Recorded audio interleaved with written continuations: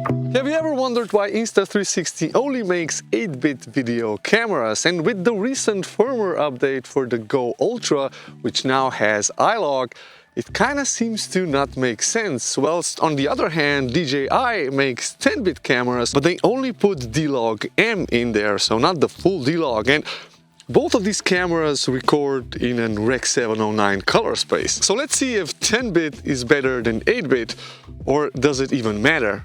Let's go.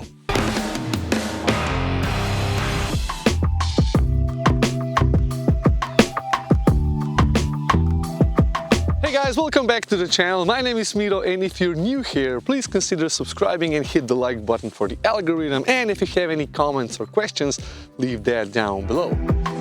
So this is going to be a technical video, so if you're interested in gamma curve, logarithmic profiles and color spaces, well, you will definitely learn a lot, so make sure you stay right until the end. Now on both of these cameras, I'll try to use pretty much exactly the same settings. So 4K video, 25 frames per second, H.265 encoding and a high bitrate. Now on the Osmo Action 4, I will set my sharpness and noise reduction to -2 and then adjust that in post. Whereas on the Insta360 GO Ultra, I can just set the sharpness to low. I don't have any control over the noise reduction. But there is a special difference between these two cameras. The Insta360 GO Ultra uses an AI chip for HDR processing and face recognition, or basically face priority exposure. So the camera will expose for my face regardless of how bright the background is, whereas on the Action 4 I don't have this option if I'm shooting with D-Log M. So it's really interesting that the GO Ultra has this ability to shoot HDR and face priority with iLog. Oh, the lake's completely frozen. And how's the HDR doing? How's the video fidelity? So face priority and HDR on the Insta360 GO Ultra, whereas on the Osmo Action 4, I don't have that ability. So here I'm dark, here I'm bright. So which one looks better? Extreme dynamic range test.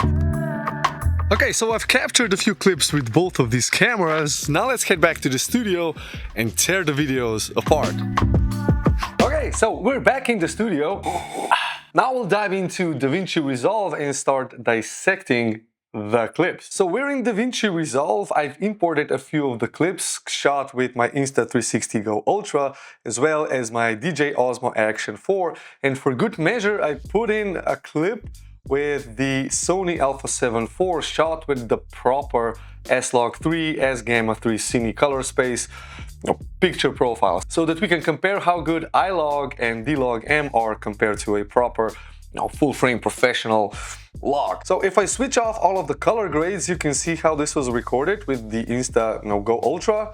Now it's a nice flat looking image, nice dynamic range, and then we go to the DJI. Now it looks, at first glance it looks similar, and then we go to the Sony A7 IV, which is, I think, very close to D-Log M. I mean, there's definitely more dynamic range in the highlights and the shadows, but let's start pixel peeping. Let's get closer in. So what I noticed right off the bat is that the details fall off very quickly in the shadows. So this is DJI, so there's a lot more detail here, and this is Insta360. Things get really dark. And if I compare this to the Sony Alpha 7 IV's S-Log3, I mean, this looks similar to DJI. So these are quite similar, and iLog from Insta360 is, well, it's less detailed in the shadows, which would imply that iLog from Insta360 is less of an aggressive gamma curve transform compared to D-Log M and S-Log3. It's similar to what on the Sony camera we would have S-Log2, which is a less aggressive logarithmic picture profile. So this is where things are going to become a little bit more technical. You see, both of these cameras have a log gamma curve profile, but they don't have a really wide color space, and this is where I think a lot of times people have kind of a misunderstanding when they say that you transform your D-Log M into Rec 709. Now that's not entirely accurate, because when we're talking about flat picture profiles, there's two things that are supposed to be transformed: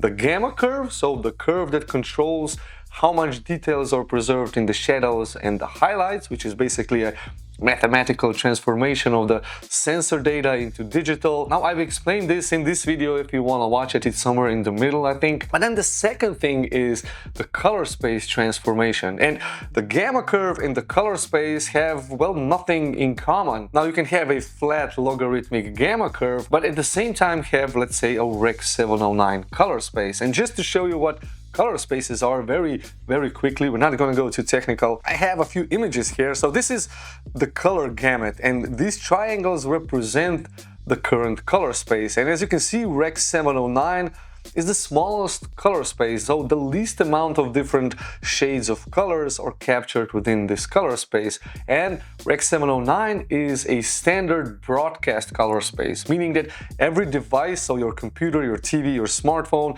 every device knows how to display Rec. 709 as it is a broadcast standard. And all these other color spaces, the bigger ones, well, these are meant for recording, and you need a lot more shades of color alongside with the higher resolution, so the higher bit depth, so 10-bit versus 8-bit, or professional cameras like the ARRI, they use 14-bit, 16-bit raw video recording, and they require a large color space in order to give the colorists a lot of flexibility when they're color grading and then compressing everything into this small Rec. 709 color space. So the bit depth of color in this situation is a number of how many different shades of color your camera is capable of recording.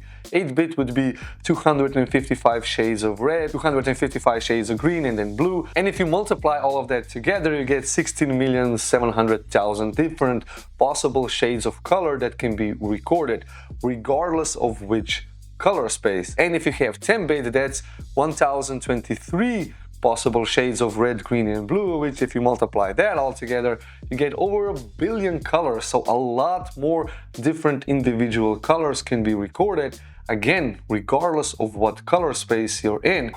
Good coffee. So where does this then all come together? The bit depth, the gamma curve, and the color space. And why do action cameras shoot in a Rec. 709 color space instead of some really wide gamut color space? And if you are questioning if the color space used in these cameras is Rec. 709, well, the D-Log-M from the Action 4 actually shows as Rec. 709A, because I'm using an Apple device, so it's not seen, it's A. If this was a Windows, it would say seen, because that's the most standard broadcast output. It's like Rec. 709 Gamma 2.4 for those of you who know a little bit more. D-Log-M is Rec. 709, and Insta360's recording is, it says here project, but I did Google around and I found this thread here where a guy was asking what color space does the Insta360 Ace Pro use. Well, basically all Insta360 cameras use the same color space, and there's a representative from Insta saying that it's Rec. 709. And that pretty much makes sense because it is an 8-bit camera. So why is then 10-bit on the D-Log-M? So let's test it out and see if there's any potential use for that 10-bit, or is it just a selling gimmick? So for this, I've prepared 4 video clips, 2 from the Sony camera. One is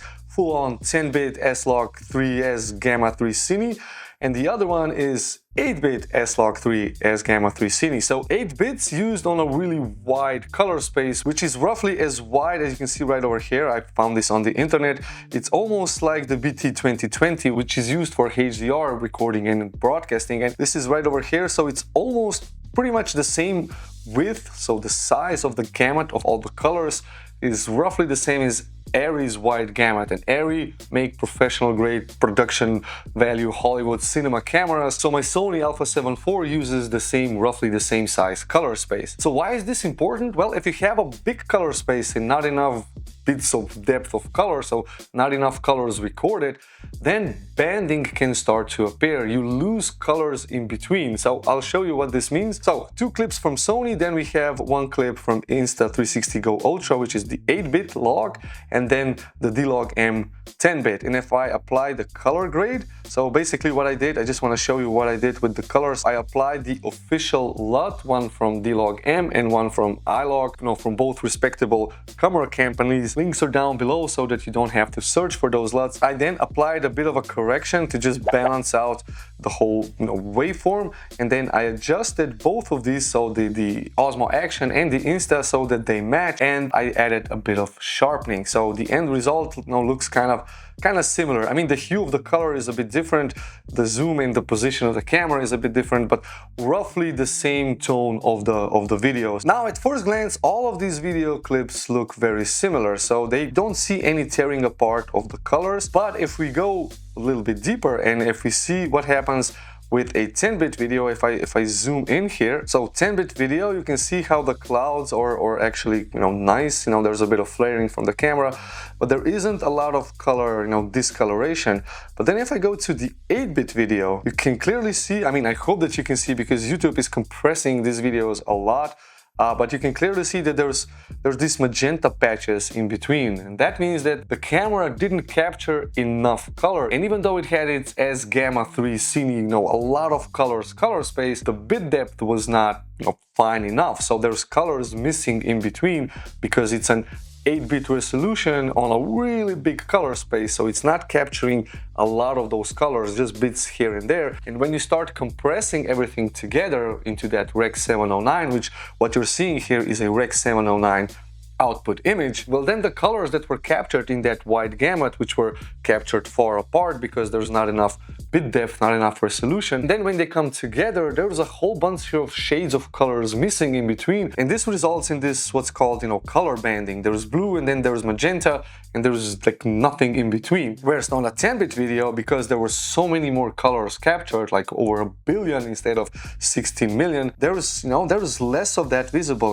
The transition from blue to magenta is more subtle. And if this was recorded with 12 bits or 14 bits, you wouldn't see any magentas in there. What about the action cameras? Let's zoom into those. So this is Insta360 GO Ultra. If I zoom in, now Rec 709 color space with an 8-bit color resolution, color bit depth, there's hardly any magentas there. And if we go to the 10-bit from DJI, now you can see the noise is quite apparent, but there's no real color degradation, maybe just a slight bit. So at first glance, when you're watching these videos, you don't really notice like a big difference. Now at first glance, both of these videos look okay, but what about if we add like a really aggressive color grade? So like a quick ad break, because this video is in collaboration with Insta360, there is a link down in the description where you will get a good price for this camera, and I do get a kick out of that. You don't have to pay anything extra, but you are supporting my channel this way. So it's a win-win situation for both of us, so do use the link down in the description. Let's add an adjustment clip. I'm gonna use the same color grade on all of these clips, and now I'm going to color grade. I'm gonna go really hard on this adjustment clip, so I'm gonna make the shadowies tealy, make the midtones really kind of orangey, something like this. I'm also going to like boost up the colors, boost up the contrast like really a lot. I know this is a really too much of a color grade, boost the colors and see when things actually start to fall apart. Okay, I think this would be okay. Way too hard of a color grade, and you can see that on a 10-bit full-on log video, I can do quite a lot before things start to go sour. But if we go to then 8-bit video, now you can see things are really falling apart, especially here. There's a whole bunch of pixelation, a whole bunch of blocky chunks, where compared to the 10-bit video, now it's much more subtle. The transitions are much transitionier, much more gradientier compared to this, where everything just becomes blocky and really non-usable. I mean, let's face it, this is a non-usable clip right there with this weird color grade. Now, what about the action camera? So Insta360 8-bit, and let me just push this guy down a little bit so that we have a more similar look. So Insta360 DJI Osmo Action. I mean, do you notice a difference? I mean, the exposure is a bit different, but in terms of colors, I don't actually see a noticeable difference so that I would worry like this is really bad. So Here you can see the blockiness happening, you know, and there's also noise present. But then if we go to DJI's 10-bit video, I mean, it's roughly the same. You can argue that the 10-bit from DJI looks a little bit better, a little cleaner, less of these bands, and I really hope that you guys can see this through this YouTube compression that's happening, but now it's not that major of a difference. Okay, so to summarize why Insta360 pushes out 8-bit instead of 10, even though I said in many of my videos that I prefer the Osmo Action 4 or the D-Log-M because it's 10-bit, and honestly I don't actually see any difference. And the fact that 8-bit videos strain the camera less and strain the computer less, I mean, okay, my MacBook Air M4 can eat up apparently every video, but my PC laptop has issues with 10 bits. Yeah, I think I was kind of in the wrong with the whole 8-bit, 10-bit. It doesn't really matter. And by the time social media compression kicks in, even here on YouTube, you know, it messes up even a good-looking video, so it makes no sense to go full-on professional high quality when in the end, you know, everything gets compressed and you watch it on your smartphone. So yeah, back to the field. So there you have it, the difference between iLog on the Insta360 GO Ultra and D-Log-M on the Osmo Action 4. I hope you got some useful answers. If you did, hit the like button, consider subscribing, and well, I'll see you in this video if you want to stay on the channel. Bye bye, and see you in this one.